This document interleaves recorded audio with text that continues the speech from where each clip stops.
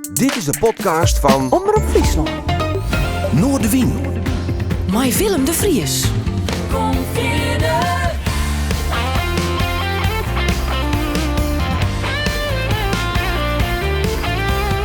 Alles wat te speelt. Omroep Friesland. I don't want to bother you, but I'm in distress. There's danger of me losing all of my happiness. Oh, I love a girl who doesn't know how to stress. And it's you who can fix. Oh, Cupid, drop back your bow and let your arrow flow.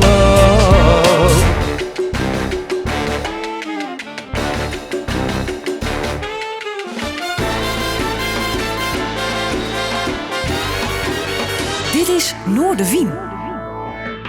Goeie, en welkom bij Noordewien. Je hoort bij mij een bijzondere gast onder de tafel van het Omroep Friesland Café. En dat is een muzikant in hart en nieren. Hij draait al heel lang mee, is intussen Jip in de 80 gewoon belangrijk. En hij zal nog steeds optreden. Komende snij bijvoorbeeld in het Balwerk. En mij zijn band, waar hij verrood verneemt, de Crazy Rockers. Maar hij had een enorme cv opgebouwd. Ik vind het ontzettend mooi dat hij er is, Woody Brunings. Ja. Welkom. Welkom, goedemorgen. Goedemorgen. Hoe is het? Ja, best. Ja? Ja, zeg het goed? Ja? Ja, Ja, druk? ja redelijk druk nu, want we zitten in de voorbereiding van het optreden volgende week zondag in Sneek. En ik verheug me erop en we moeten goed voor de dag komen, want ik heb nog nooit met de Crazy Rockers in Sneek gespeeld. In 65 jaar niet. Wel met andere bandjes hoor. In de Sneekenpan, met Liberty, met Telefoon heb ik ook nagezeten. De band, maar nooit met de Crazy Rockers. Die zaten altijd in het westen. Puur toeval? En ze of- vingen het een gigantisch end hier naartoe. Mijn hele leven heb ik naar het westen gereden. En nu zit ik eens te zeuren en te griemen. En oh, wat een tering. En nee, voor het eerst net goed. Laat ze het maar eens voelen. Laat ze ja. maar komen, ja. Want hoe vaak treedt u nog op met de Crazy Rockers? Niet meer zoveel als vroeger natuurlijk. Maar gemiddeld 1 keer per maand. Soms is het wel 3-4 keer, dan weer een maand niet. Maar nou, regelmatig nog. Ja, maar de Crazy Rockers, er zijn nog maar 3 van over. 2 zijn overleden, want het is opgericht in 1959. Dus in de ijstijd van de rock'n'roll begin. Ja. En er zijn 2 overleden en eentje is niet meer zo heel. Die woont in Zwitserland. En er zijn nog 2, dat is Eddie Chatelain en ik, die zijn er nog. En die treden met verschillende formaties treden we op. Maar mijn vaste formatie is met Chris Latoul van Masada. Ken je ook. En verschillende bassisten. Nou, in ieder geval verschillende formaties. Wat was destijds de aanleiding om deze band op te richten?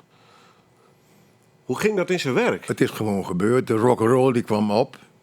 Daarvoor had je alleen maar big bands en Dixieland en Greetje Kouwveld.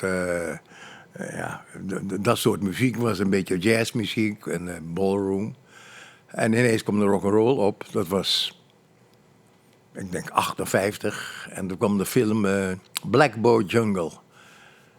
En het was een film voor echt, dat voor het eerst dat er een opstand was tegen de gevestigde orde. En dat gaat meestal met muziek, of het nou punk is of soul, maar dat was ook rock'n'roll. En toen begonnen wij ook rock'n'roll te spelen en we kenden allemaal maar 3 akkoordjes en daar waren 2 van fout. Maar het klonk wel. Zo begon het, dat was in 1959. En ik ontmoette toen Sidney Rampersad, een Surinaamse Hindoestaan, erg flamboyant. En die beloofde ons Goudenberg, TV, Amerika en zo allemaal. Daar kwam niets van terecht natuurlijk. Maar we deden toen mee, gingen van school af. En toen begonnen we in La Gaieté in Den Haag. Ik snap niet hoe we gespeeld hadden. We hadden de versterkers, die waren geloof ik wel 20 watt. Met z'n 3 erop. En een show erbij maken, rock'n'roll. En het werd een succes. En binnen de kortste keren kregen we een aanbieding voor Duitsland. Duitsland, dat was toen een gigantisch end toen. Voor tegenwoordig rijden zo heen. En Hanno. Nou, baantje opgezegd. school opgezegd en toen gingen we naar Duitsland. En dat was in februari 1959. En sinds die tijd bleven we op tour. In het begin was het, volgens mij hoor, als je dat tegenwoordig zou horen, dan denk ik te zeggen, nou, is dat muziek? Maar het sloeg aan. De Duitsers waren het niet gewend. Die kwamen net terug van, die waren net weer aan het opleven. Er was een wiederaufbouw. Het was een land aan puin eigenlijk. Waar wij terecht kwamen, Hanau, was een garnizoensstad. Er waren overal nog ruïnes, wat echt heavy, mag ik zeggen, als ik een beetje modieus mag doen. Maar sinds die tijd bleven we elke maand maar doorgaan. Van Hanau naar Trier, naar München, tot naar Hamburg. In Hamburg hebben we nog gespeeld met de beginnende Beatles. Maar ze heette toen nog niet de Beatles. De Beat Brothers of zoiets, geloof ik. En ik weet niet wie dat waren. En hun zanger was Tony Sheridan. Pas later hoorden we dat de Beatles waren die we leren kennen. Waar we een biertje mee. Maar er waren 2 of 3. Wie dat waren, weet ik niet hoor. De hele hoop mensen denken dat het een groot verhaal is. Nou, mij boeit het weinig, want zij zijn weer heel beroemd geworden en ik zit hier. Ja. Dus, Nou ja, vooral het in Friesland. Hè? Ja, precies. Ja. Dat is ook best hoor. Maar een hele hoop mensen die denken dat het niet waar is, dat een promotie. Het is echt zo gebeurd. En wat geeft het nou? Maar muzikaal, wat winnen de voorbeelden? Wien de Tielman Brothers er al bijvoorbeeld? Die hebben we voor het eerst gezien in 1961 in Hanau. Letterpas, toen win je hem dus al bezig. Ja, toen waren wij al bezig. En qua Amerikaan, waar wie er al? Ja. Waar win je hem de voorbeelden? Nou, mijn grote voorbeeld was natuurlijk Elvis Presley. Dat was de eerste rock'n'roll die ik hoorde. En Bill Haley, wie die er ook al of niet? Die zat in die film The Black Boy Jungle. Die was er al. Die waren voor ons al in Duitsland geweest. Bill Haley.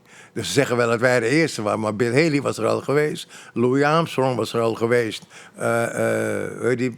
Die vibrafonist. Nou ja, er waren al verschillende bands geweest, maar op andere stijlmuziek. En de tent werd toen ook afgebroken. Wat later met de Beatles en de Stones gebeurde. Dus wij kwamen er achteraan huppelen met rock'n'roll van Elvis Presley, Jerry Lewis, noem maar op, alle soorten dingen. Dat waren onze voorbeelden.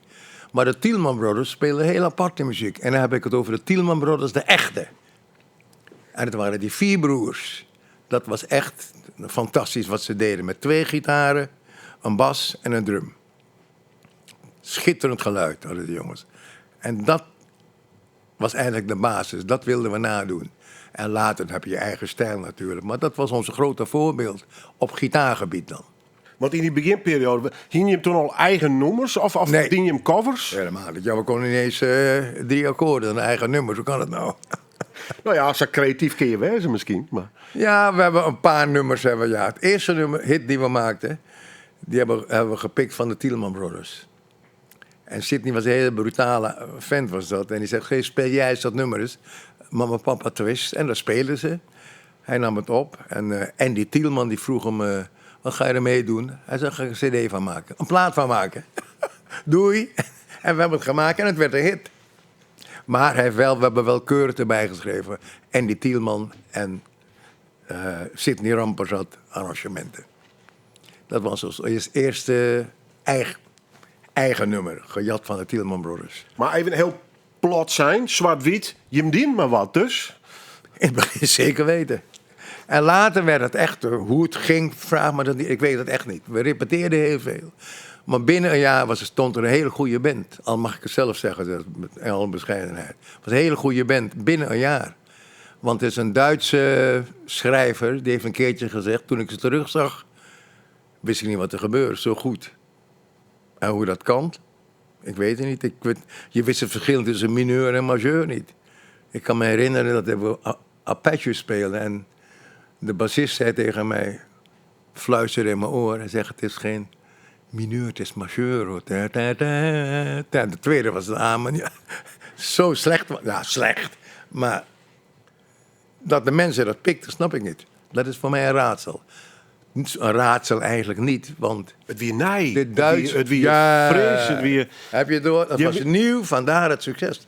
Want je bent nog pionieren. Juist, het was nieuw. En de Duitsers kwamen net uit de oorlog, of vlak na de oorlog. Die waren nog gewend dat Germanisme, Übermensch en dan daar een paar Untermenschen prachtige rock te spelen. Bruin ook nog. Niet van de oven, maar van de zon, van onszelf. Dus het was nieuw en het was een shock voor de Duitse jeugd. Die zelf ook begon te schoppen tegen de maatschappij, tegen hun verleden. En die gingen heel gedwongen Amerikaanse westerse muziek. Want ze waren alleen maar volksliederen gewend. En marsmuziek, ja. Marsmuziek, ja. Snap je? Dus het hele andere muziek waren ze gewend. Dat mocht niet eens Engelstalig. Was not done tijdens Adolf. Dus ineens horen ze Engelse, Amerikaanse muziek. Dus ze waren knock-out. Ze hoorden alleen Amerikaanse muziek op de kermis, vertelden ze. En dan hoorden ze wel 12 keer Jailhouse Rock. Meer hadden ze niet. Als je daar platen ging kopen en je vroeg bijvoorbeeld Jailhouse Rock of een ander, dan moesten ze dat opzoeken en dan stond het fonetisch geschreven. Dus ze waren echt nog Engels, was verboden natuurlijk. Het was kort na de oorlog. En dat vergeten een hele hoop mensen. Dus voor hun was het een gigantische beleving dat ineens een paar bruine jongens daar rock'n'roll maken. En met show erbij. Gitaar in je nek, met je voet. Dat is wat flauwekul. Een mooi pakje zo, denk ik, of net? In het begin alleen een paar vestjes. En die had op mijn oma genaaid. En later kwam met mooie pakken natuurlijk. Wit, blauw en zo. Dat was een jaar, 2 jaar later. Want we hadden nou Duitsland. Ik woon prot op in Nederland. Neem ik gewoon of je het echt wel vrijwel alleen in Duitsland weet je hem speel? Nee, we hebben veel in Duitsland gespeeld. Van München tot Hamburg. Maar ook in België hebben we gespeeld. En vooral Scandinavië. Helemaal tot van Malmö tot en met Kiruna, boven de Poolcirkel. Hebben we ook een tournee gemaakt. En zelfs in Indonesië hebben we veel later. Toen waren we al een beetje gevestigd al. In Indonesië een prachtig tournee gemaakt. Dat was het, vind ik, het mooiste wat we meegemaakt hebben tot nu toe. Hoe zit dat thuis? Want ik bedoel, we weten nou wat het muzikantenbestaan inhoudt. Ja. Want ik als ouder naar mijn band sjoch, dan weet ik in welke wereld ze te lonen komen. Mm-hmm. Toen wie er nog geen, ja, misschien in Amerika wat voorbeelden, maar voor de rest, het muzikantenskip wie natuurlijk net behoorlijk makkelijk. Kon je hem, zou je hem gongen of? Nou. Of wie een hij hem toch wel bezorgd over van wat maakt die jongen in een band of zo? Nou, Hart en Mem waren al lang dood, geloof ik. Maar, nee, mijn moeder leefde nog, hè? Ja, mijn moeder leefde nog, ja. En wat vond je ervan? Nou, ze vond het verschrikkelijk. Ja? Ja. Ik woonde bij mijn tante. Ik ben hier in 1953 gekomen. Mijn tante vond het verschrikkelijke muziek. Maar het gekke is dat ze de tekst van Jailhouse Rock beter kende dan ik. Dat was het mooiste. Dat is ook iets moois, want we kenden de teksten soms niet helemaal. Je moest alles afluisteren van een plaat. Dus moet je steeds een naald opzetten. En die Elvis was niet te verstaan. En het mooiste is, je zong die liedjes maar en je fonetisch. En het was in Wiesbaden een keertje in de Dixie Bar, geloof ik. En toen kwam een Amerikaan naar me toe en toen speelde ik And Marie's the Name of His Latest Flame. Maar ik zei iets heel anders. Toen kwam hij naar me toe. Toen zei hij, hey man, you sound like fucking Elvis. But the lyrics are fucking wrong, zei hij tegen mij.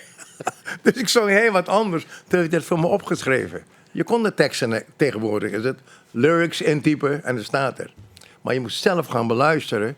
Als je dat lied eindelijk kende, zo'n singeltje, kon je weggooien de plaat. Het was helemaal grijs, je kon je niet meer afdraaien. Anders, er was nergens, je kon de teksten, die moest je beluisteren. Dus een hele hoop van die bandjes, die zongen fonetisch. Die zeiden maar wat, dat het zo ongeveer klonk. Dat was heel mooi, de Amerikaan juist. You're fucking, the lyrics are fucking wrong, zegt hij. Ik zong Marie's the name of his latest flame. Dit is Marie's the name of his latest flame. Latest flame? Wat is dat nou? Zing maar raak. En de mensen dansten, ze klapten, dus ja. We gaan maar door. Ja, het was ik ben blij dat ik het meegemaakt heb, dat wel. Kijk me eens voorstellen. We draaien muziek in deze aflevering van Noorderwien. Hier hebben we het nummer Cupid. Cupid, ja. Cover? Ja, een cover, ja. Maar anders gebracht dan Sam Cooke. Ja, want die had het origineel, Sam Mascareux. origineel, ja. Waarom dit nummer? Is het een favoriet nummer voor jou? Nee, van een mooi nummer, mooi ritme. En Cupid, verliefdheid en ja, Cupido.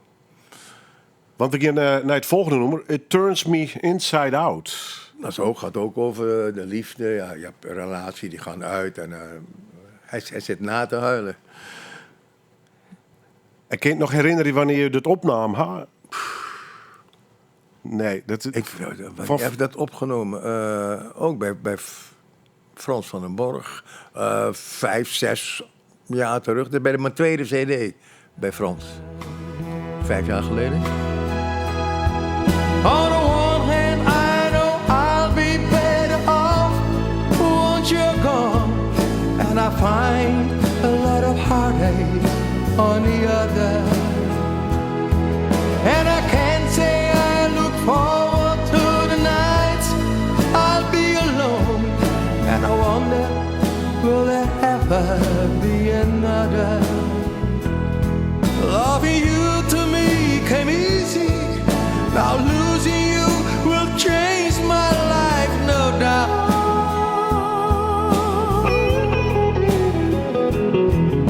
In a way I'm glad it's over. In another way it turns me inside out. The Crazy Rockers en It Turns Me Inside Out. Het alles te krijgen met mijn gast van Joet, Woody Brunings. Hij zal komende snijden in het balwerk. Mij, de Crazy Rockers, maar ook mijn Rinus Schennertsen van de Golden Earring het podium daarop gingen. En dat is in 64 hier, dat zat dicht bij Huis West, was dit keer. Want hij werkt al heel lang in Friesland. Mooi verhaal over het verliezen. Want je bent een band in jongetje in 38, Saba. Ja. En op een gegeven moment ben je hier 14, 15 en dan ga je naar Nederland daar. Wat wie daar de aanleiding voor? Moest dat? Van je familie? Nee. Of, Dat was ik werd door de familie. Ik kon ze zeggen dat ik goed kon leren. Je bent op een boord zet gewoon? Ik ben alleen geboren op Saba. En toen Ja. ben ik daarna naar Suriname gegaan. En daar ben ik opgegroeid. Ik voel me ook Surinamer. Ik ben de Surinaamse ouders, maar ik ben op Saba geboren. Ik ben nooit meer. Ik heb ook geen heimwee, ik heb ook geen trauma. Nee hoor, ik voel me lekker hier. Maar hoe ben je ook van Suriname naar Nederland gekomen? Ik mij dat idee van ik wil nog studeren of zo? Ja, ze dachten dat ik goed kon leren, maar ja. Ik ben muzikant geworden. Ja, dan kom je in een band te wonen. Nee, later ben ik wel gaan leren. Toen ik ben in 53 hier gekomen, in 1953. Toen ben je 15 hier. Ja. Ja, ik was 15 jaar was ik toen hier kwam. Nou, je kan zeggen, wat je verdrietig. Nou, toen ik even het water van de Amazone, dat is heel gries water, en ineens blauw werd, toen dacht ik, hé, ik ga echt weg. Toen viel het dubbeltje. Even een traantje weggepinkt, maar En wien je wel ik heb nooit echt heimwee gehad of zo. Maar waar zit je op de boot? Met de boot, je kon niet vliegen. Ja. Niet. Maar met wie was u op de boot? Alleen.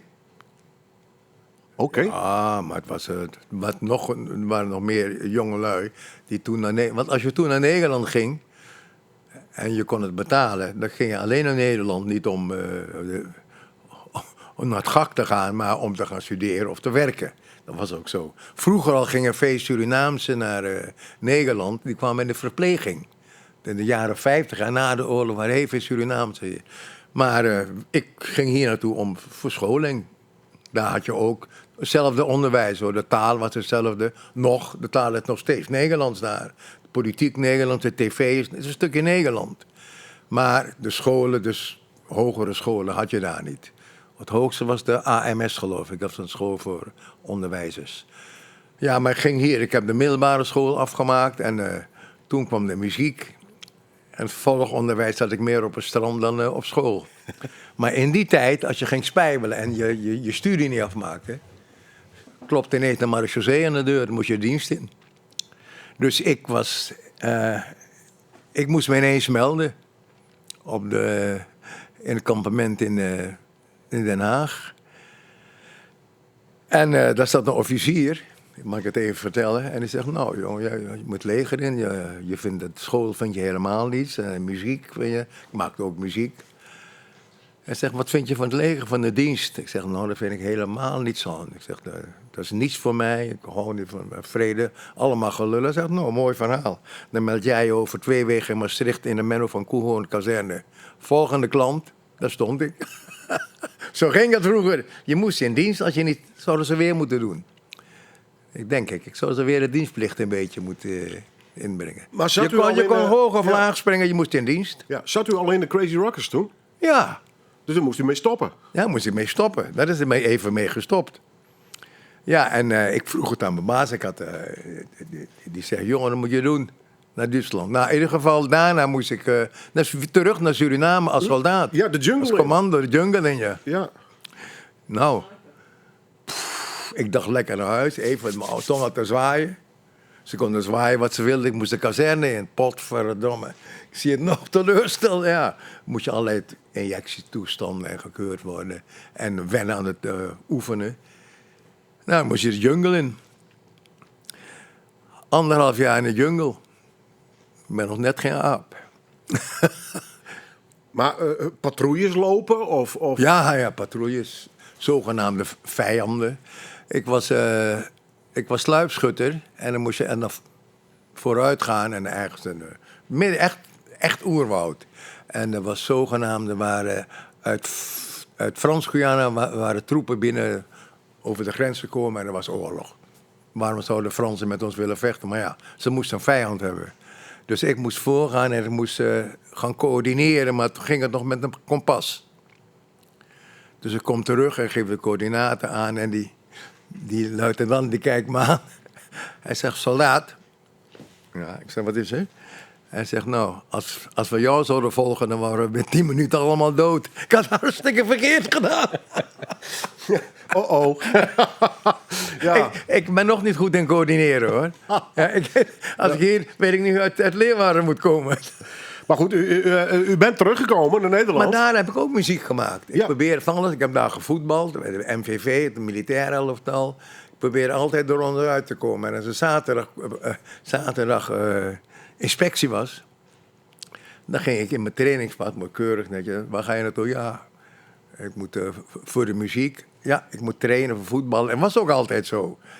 Maar dan pakten ze me terug als we op patrouille waren. Die gasten dan denken, nou, je laat ik zo op. Nou was ik echt de lul.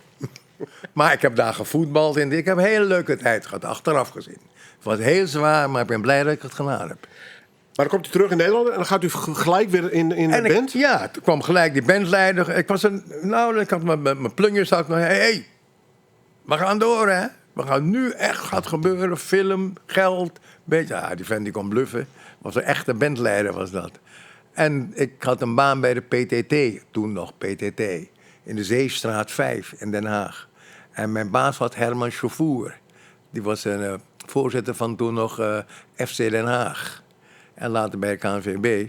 En ik kon redelijk voetballen. En ik zeg, joh, ik kan een goede baan krijgen. Oh ja, waar dan? Ik verdiende daar 275 gulden per maand. En daar, in Hanau, kon ik 900 mark verdienen. Hij zegt, als je dat niet doet, ben je hartstikke gek. Wil je hier wachten tot je MP1 bent? Of hoofd-MP? Ben je grijs en vergriemd, ben je helemaal gek. Doen, zei hij tegen. Misschien wilde hij me kwijt, kan ook hoor. Ik weet het niet. Maar hij heeft me toen aangeraden om het wel te doen. Nou, binnen de kortste keren zaten we in Hanau. En we zijn er 5 of 6 jaar gebleven. Van Hanau naar München naar Hamburg. Waar hebben we niet gezeten? Echt, en ook Scandinavië, wat ik al vertelde. Ja. Zo ging het dus. Toen was ik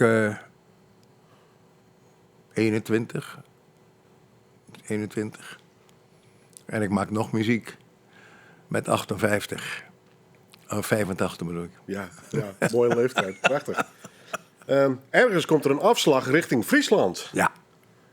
Ja, dan ben ik heel tevreden in Friesland. Saba, Suriname, Den Haag, Duitsland, Crazy Rockers. Of in Geweer. Hoe kom je daar terecht? Ja. Hoe kom je daar te lonen? Vrouwen, jongen, je hebt niets te vertellen. Geloof me nou. Ik Ik weet niet hoe met die is, maar vrouwen, je hebt niets te zeggen. Je kwam een leuke Friese dametje. Ja, je. Ja. Niet doen. Ja, wel een grapje. Ja, dat kwam ik tegen, ja. En, toen moest ik hier gewoon, eerst of in Geweer. En zoals je kent het wel, Siebrandebeur. Ik heb zelf in Mangem nog heel even gewoond. Maar wat een oergang. Ja, overgaan. Maar ik heb er geen spijt van. Ik heb het heerlijk gehad. Nooit eens een keer heimwee, hoor. Nooit. Nee. Orenwereld, een vlakke wereld, een iepenwereld, Nee. orentaal. Nee. Een beetje agrarische cultuur. Ah, heerlijk. Dat zijn nog mijn vrienden. Hè. Ze komen nog binnen. Hoor ik ineens, buur, staan ze in de keuken. Nee, ik heb het daar vreselijk naar mijn zin gehad. Die brandenburen. Ja. Hoe lang heb ik er gewoond? Heel lang. 30? Nou, ik heb heel lang gewoond. En het is weer snits, hè? En toen naar Sneek. Dan woonden we in Sneek. Maar nooit overwagen om waarom te gaan naar Den Haag of misschien Nee. wel naar Suriname? Nee. Suriname ben ik een keer terug geweest. Dat was heel leuk. Het is prachtig. Dit is een prachtig land. Jammer, ja.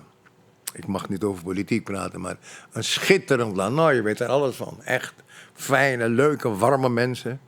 Een beetje rumoerig dat wel, maar prachtig. Prachtig land. We zijn, ik heb er ook een beetje de bush laten zien en zo. Ja.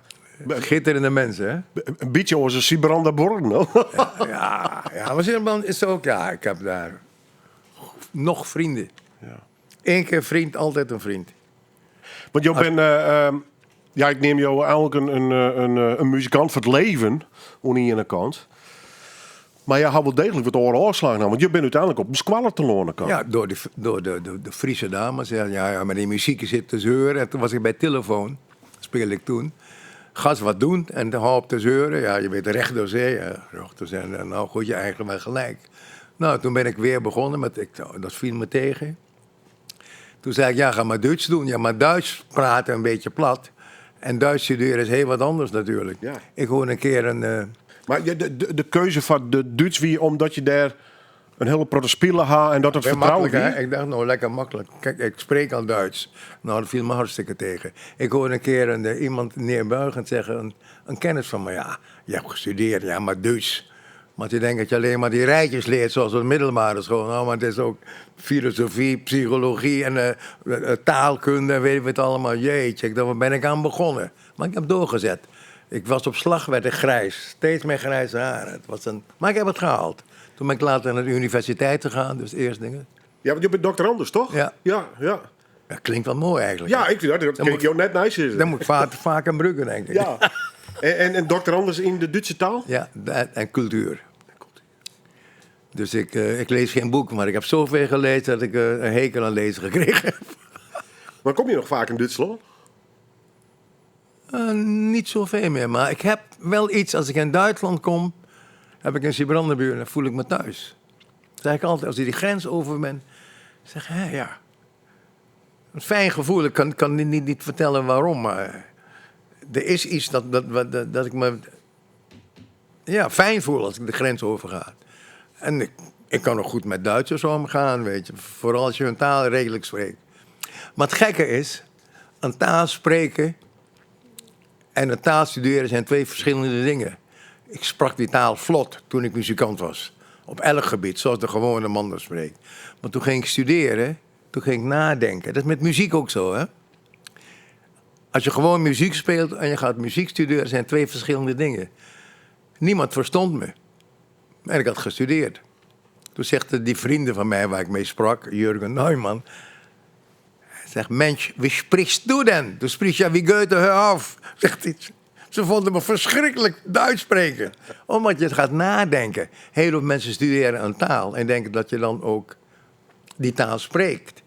Maar je moet ook het volk kennen. Je moet weten hoe ze zijn. Dat heb ik daarvan geleerd. Zeg, ja, een taal leren, studeren en een taal spreken of het begrijpen zijn twee hele verschillende dingen. Ja. Het is met elke taal zo. Ja, de toon. De toon, punten en ik kan wel Fries klemtonen. gaan leren. Maar geen mens die me verstaat. Die andere lachten ze altijd als ik Fries ging praten. Omdat ik het goed, keurig vind zoals ik het geleerd heb. Maar je moet het... Je weet wanneer ze... Als een Fries zegt, nou, nee wel... Dan weet ik al dat hij twijfelt. Om wat ik zeg. Dat vind ik prachtig van de Fries. Nee, wel. En die kijken de manier hoe je aankijkt en zeggen... Oh, geloof je me of geloof je me niet? Of het boeit. Om een klein voorbeeld. Er zitten al die lagen in, hè? Ja. Tuurlijk, er zitten wel lagen in. Daarom zeg ik maar dat wat grappig is, dat het allemaal gek vond dat ik heel raar sprak. Keurig, netjes, terwijl het allemaal boefjes uit de muziek waren. Die zeiden, je gaat normaal praten, joh, gek. We gaan weer muziek draaien. Mr. Bojangles. Wroot van het nummer. Dat vind ik een prachtnummer. Het gaat over iemand die in de gevangenis zit en een muzikus. En die kan heel goed dansen en die overlijdt natuurlijk. Een beetje drama. Vind ik een prachtlied. Ook in Friesland opgenomen. Throughout the South, spoke with tears of 50 years, how his dark and he that it travels all about, but it's dark up and died, dark up and died. After 20 years, he's still green.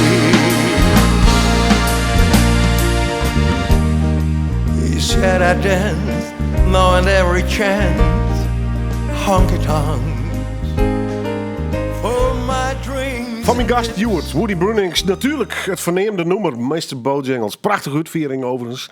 Hij zit de gast omdat hij mij zijn Crazy Rockers komende snijden in het Balwerk in Snits optreden zal. Onder oren mij Erwin Java, fantastische muzikant overigens. Rinus Gerritsen zal komen, die is van de Golden Earring. Je zal nog geïnterviewd worden over al die jaren dat je hem groot succes zien. Natuurlijk, ter voorbereiding van dit interview, dan begint wat te ziekje. En toen kwam ik bij een essay uit. Help, de geschiedenis wordt vervalst. Het ontstaan van de jeugdcultuur in de jaren 60 en de Indo-rock. Ja, natuurlijk. Dat hij hem heel bewust meemaken, hè? Ja, heel hoop. Het is ook, die geschiedenis wordt vervalst, wordt geromantiseerd. Ja, te mooi maken? Te mooi gemaakt natuurlijk. Het is, iedereen heeft een ander verhaal. Die geschiedenis Indo-rock, hebben wij nooit zo van, we hadden een hekel aan die namen, van een waardeloze naam. Iedereen trouwens, ook veel Indische mensen die vonden het een verschrikkelijke naam, want Indo was een scheldnaam. Later werd het een geuzennaam. Maar er zijn een paar Hollandse jongens, verzamelaars, die hoorden die muziek, want we maakten een beetje Shadows-achtige muziek, veel instrumentaal. En die zijn die categorie toen Indo-rock gaan doen, omdat er veel Indo's. Er waren 300.000 Indische mensen die in Nederland kwamen na de Bersiap. Maar ook 28 tot 30.000 Molukkers. En Surinamers waren er misschien 1000. Heel weinig, wat heel... Maar die maakten ook muziek. Molukkers zijn hele goede... Ik hoor graag de Molukse stijl van spelen. Die maakten ook muziek. Maar de Nederlanders wisten zo weinig van de geschiedenis. Dan moet ik even... Ze wisten bijna niets van de geschiedenis. Alles wat bruin was, noemden ze Indo. Jarenlang noemden ze mij Indo. En Rinus Gerritsen, die zei een keertje tijdens de repetitie... Hij zei, joh, die Indo's hebben totaal geen humor. Hij zei, de enige Indo met humor, dat is Woody. Toen zei een ander, joh, dat is helemaal geen Indo, een Surinamer. Godverdomme, zegt hij, heeft hem jarenlang belazerd, weet je. Hij wist het niet. Ja, Rinus kan het verhaal vertellen, dat is echt gebeurd. Ja. Alles noemden ze Indo, dus... In de Crazy Rockers, er waren 2 Surinamers. De oprichter was een Surinamer, ik was een Surinamer. Pim Veren was een Hollander, die heeft vroeger bij René en die Alligators gespeeld. En er waren 2 Indo's. Maar toch werd dat Indo-rock genoemd. Dus, maar die term, daar werd op neergekeken ook. Ook door de oudere Indische mensen. Die vonden die rock'n'roll, jazz was het maar die keken ook, net als alle Nederlanders, keken neer op rock'n'roll. Zoals ze ouderen neerkijken op elke nieuwe stroming. Dat is toch zo? Daar zijn ze heel kritisch op. Maar toen de Tielman Brothers een beetje in beeld kwamen, op tv kwamen en zo, toen werd het langzaam gekaapt. Die naam is eindelijk gekaapt als zijnde iets van alleen maar Indische muzici. En dat durfde ik bestrijden, maar dat is niet zo. Er waren veel Nederlandse muziek die goed waren Molukkers, de Black Magic, Chris Latoul en Surinamers, zoals Alphonse Favre, een hele hoop die dus niet Indisch waren, maar Die liet het maar over zich heen komen. Ik ook hoor. Ik denk, nou, noem het maar hoe je wil. Pas in 1975 is die naam ontstaan. Omdat ze moesten die categorie, was een bepaalde stijl van spelen. Logisch, die jongens komen uit Azië, Zuid-Amerika. En dit is Amerikaanse muziek. Bill Haley klinkt heel anders dan Chuck Berry. In het oosten van Amerika spelen ze heel andere rock'n'roll dan in de West Coast. Dus ook, wij spelen heel andere muziek als de Amerikaanse muziek of de Engelse muziek. Dus die stijl, dat hoorden die jongens, die verzamelaar. En ze alles veegden ze over één kam, dus Indo-rock. Typisch, omdat ze de geschiedenis niet kennen in Nederland. Jullie moeten de geschiedenis nagaan, hoor. Weer maar beter is huiswerk doen. Ja, Zo is het. ik ga maar jouw carrière proberen mijn huiswerk een beetje te doen, maar dat is gigantisch lang en heel Ja, breed. heel lang, heel breed verhaal. Maar jou hebt meerdere bands spelen. Ja. We hadden natuurlijk steeds zo de Crazy Rockers. Maar welke van die groepen is voor de rest van jou heel belangrijk geweest? Liberty. Ja? En daar heb ik heel veel in Snake met de Sneakerpan hebben we gespeeld. Ik heb in Leeuwarden gespeeld. En trouwens, de Crazy Rockers hebben wel in Leeuwarden gespeeld. In het Beursgebouw. Samen met heel lang geleden met de Anneke Grunlo, met de Blue Diamonds in het Beursgebouw. Maar ik heb met Liberty heb ik een hele... Ik denk dat ik toen pas begon mijn muziek te ontwikkelen. En welke periode hadden we het dan? Flower Power. Ja. Zulke haar heb ik nog foto's, snoren, baarden en zo. Ik heb- Je bent wel wat een hippie-achtige... Hippie-achtig, ja. Prachtige tijd. Schitterende tijd, vond ik dat. Flower Power. En met de Residents, dat was ook een hele goede band.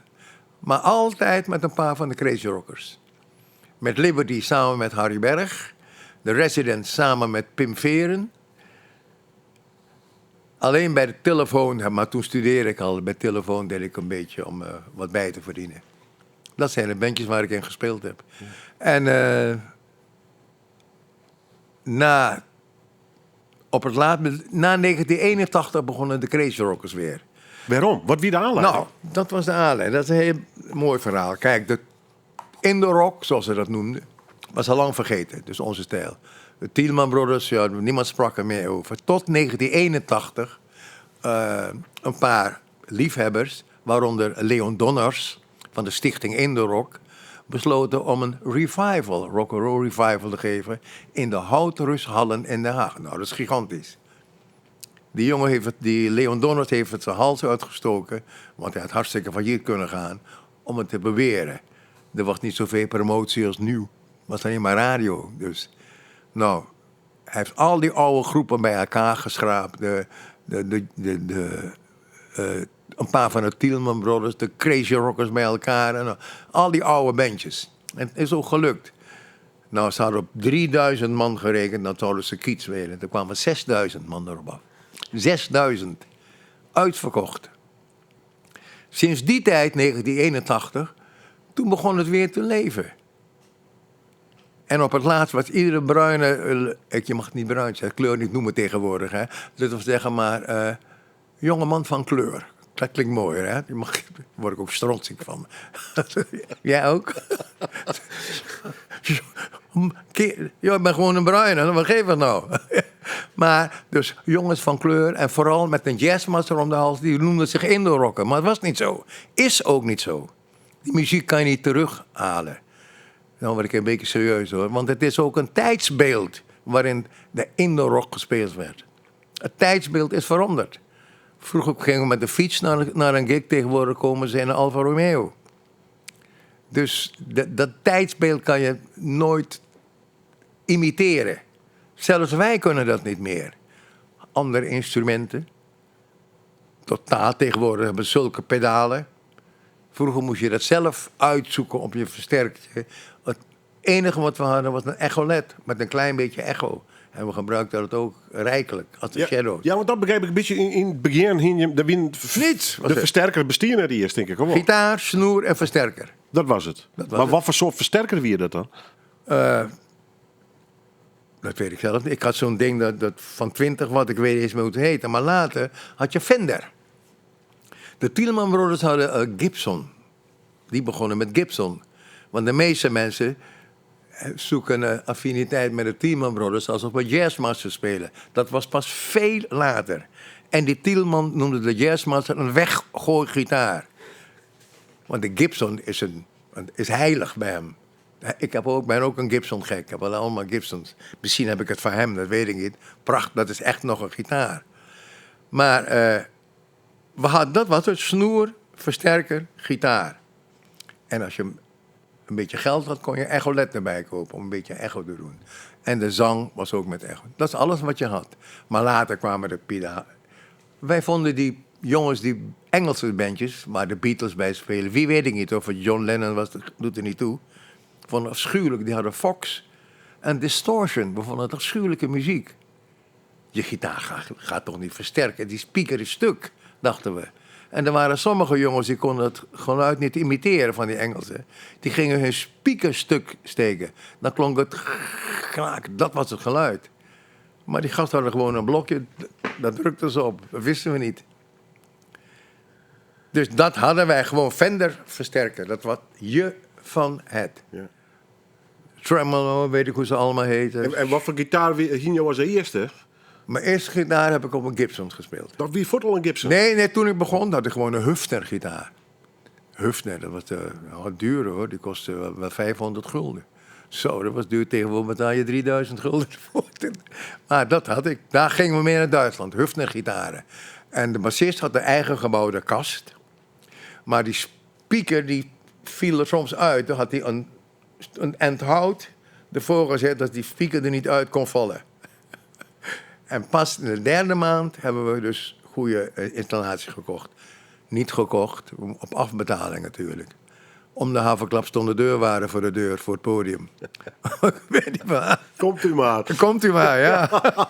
We konden dat niet betalen, want ze vertellen dat wel. En die vervalsingen, ja, ze hadden geweldige gitaren. Ik zei nog een verhaal vertellen. Jaren later, nadat ik uit de band was, moesten ze kostuums maken. Die Sidney was een showman. Had je net gouden aanstuk, moest het weer... Ja, nou, wit is mooi, hè. We betalen als rot aan die dingen. Maar ik vergat 1 keer te betalen. Bij Eugen Eck, ik weet het nog. En ik speelde met de andere band, met de Residents in Amersfoort. En ik hoorde dat een paar jongens van de Tielman Brothers aan het repeteren waren. Waaronder Robbie Latoupree zei nog bij. Hé, dan ga ik kijken. En ze repeteren op een zolder ergens. En ik loop die trap op. En iemand in Duits. Hé, dat is de Woody. Ik bekom nog 500 mark van die. Had ik niet betaald. Ik heb het niet betaald hoor. Schouw weer naar beneden. Soms kon je dat niet betalen. Je leefde boven je stand, heel vaak. Ja. Ook de dikke Mercedes die je niet kon betalen, was allemaal schone schijn. Een soort complex ook. Rock'n'roll was ook show. Groot, je beter voordoen dan Glamour glitter. Ja, precies. Dus... Maar ik schrok me rot, zeg. Dat die vent me nog kende na 100 jaar, zeg. God, ja, stijve lul. Krijg nog 500 piek van je vriend. Ja. Je gaat altijd in de muziek zitten en in bands. Maar tegelijkertijd zit je hier in Friesland, ben je leraar. Ja, ik ben leraar geworden. Maar we hebben een redelijk steady leven dus gewoon. Ja. Wie dat belangrijk van jou? Of wie dat de vrouw die zei, gewoon maar mooi een baan? Of... Nou, je raadt het. Jij mag raden. Ja. Jij mag raden. Nee, natuurlijk. Kijk, ik heb mijn werk... Elke dag ging ik fluitend naar mijn werk als leraar. Waarom? Omdat je met bijen werk je kon? Ja, geweldig. Ik vond het fantastisch. MDS, dat is prachtig. Ik ken ze nog allemaal. Ik ken zelf de assistentcoach van het Nederlands elftal. Heeft bij mij in de klas gezeten. Sipke Hulshoff. Ik krijg een brief, een appje van hem. Nou, ik heb mijn vriendin in Leeuwarden. Als we er zijn, gaan we een biertje halen. Met Risco van Vliet samen. Ik heb een hele hoop ex-leerlingen kom ik tegen. Ja? Oh, je kon niet... Maar die en vriendelijk. Ik heb het elke dag naar mijn zin gehad. Nooit met tegenzin. En ik weet niet of ik een goede leraar was, maar ik kon redelijk in het hoofd van jonge mensen kijken. Ik was zelfs het grootste kind, denk ik, voor de klas. Dus de combinatie muzikant, maar ook leraarschap, ja. Die combinatie... Het ging wel, ja. Ik heb er veel van geleerd. Ik heb er veel aan gehad. Dat ik het was gewoon een ander podium. Alleen kreeg ik nooit applaus, dat is gek. Nee. Nee, zeker net van pubers. nee. Nee, maar het waren volwassen kerels allemaal. Nou, een hele hoop. Ik kom niet op de namen, joh. Nou, ik krijg toch wat... ik ga de naam niet noemen. Ik zing wel eens zo... neem ze wat op en dan zing ik. En dan heb ik een hele hoop leerlingen. Echt die reageren. En er was eentje... Ik ga de naam niet noemen. Die zei... Nou, mijn all-time favorite leraar Duits. Man, wat heb ik bij jou kunnen spieken. Dus ik heb het teruggeappt. Ja, ik zag dat briefje wel, maar ik wou mijn baan niet kwijt. Zeg ik dan. Nee, daar had ik het helemaal niet, zegt ze. Ook prachtig, ja. Ja, leuk. Zo, echt geweldig. Ja. Ik ben met veel plezier terug ook. Misschien was ik een kutleraar, ik weet niet, maar ik heb het altijd naar mijn zin gehad. Ik deed ook veel buitenlandreizen. De schoolband deden we. Cabaret, al dat soort dingen erbij. Ja, ik denk dat heel wat maatjes jaloers waren. Dat zeiden ze, pas op. Hoe vind je het om weer op een podium te staan? Zoals bijvoorbeeld komende snijn, hè? 1 keer in een maand treed je hem nog op. Ja. Is dat... ja, waarom doe je dat? Gewoon omdat het leuk Ook is? veel plezier. Ja. Alles wat ik doe met veel plezier. Lang leven de lol. Ja, maar het gaat ook... je past meer op de muziek. Vroeger was het de bühne op en spelen. Op je ervaring. Maar tegenwoordig bereid ik me heel goed voor. Ik kom heel nonchalant de bühne op, maar ik heb me heel goed voorbereid. En weet je wel hoeveel? Ik bereid me heel goed voor. Want kost het een protte moeite om nog op te trainen? Dan valt het daar. Nee? Nee. Je hebt een beetje vanzelf? Ja, gaat vanzelf spelen. En als het goede muziek is, joh, dat is schitterend. Ja. Alleen het nazitten gaat minder goed. Als ik zelf moet rijden. Ah, dat is het leukste, dat even napraten en zo. Nou ja, Snij zal dat zeker wel slag je mee. Ja, met zeker. Rinus en Erwin. Ja, nou, ze verheugen zich er nu al op. Nee, Rinus Erwin is ook een prima knul. Vroeger hadden we, tijd geleden, Erwin en ik, 1 keer in de maand, hè, hadden we zo'n oude lullendag. Ging naar Groningen en geen biertje. En namelijk cappuccino en gebak. En dan zaten we over het leven te filosoferen. Nou, hele leuke jongen, Erwin. Die heeft meer inhoud. Rinus ook hoor. Rinus is hele bescheiden. Ik hou van die bescheiden muziek. Niet van die poeha-figuren die dan over jazz. Dat kreunen ze dan denk ik helemaal lul, zeg, denk ik. Jazz, Joe Samino, dat kreunen ze dan. Nee, joh. Hou is de maat. Jo, kom maar eens weg. Dank u wel, in ieder geval. Is dat voorbij? Ja, het uur is alweer voorbij. Ik begin net. Ja, ik ook. Zullen we nog eens een keer al praten? Ja, prima hoor. Doen we nog eens een keer. We draaien nog even een nieuw nummer. 50 Ways to Leave Your Lover. Ja, maar het lukt me niet. Nee, hè? Ik heb wel geprobeerd, maar gaat niet. Jij ook niet, zit met Surinaamse. Ja, kom nooit meer weg, jongen. Nee, Geloof me nou. never nooit. Ze zijn net Friezen. Ja. Dank u wel. Oké, nou graag gedaan. 50 ways to leave your lover. Slip out the back, Jack. Make a new plan, Sam. Don't need to be coy, Roy. Just listen to me. You hop on the bus,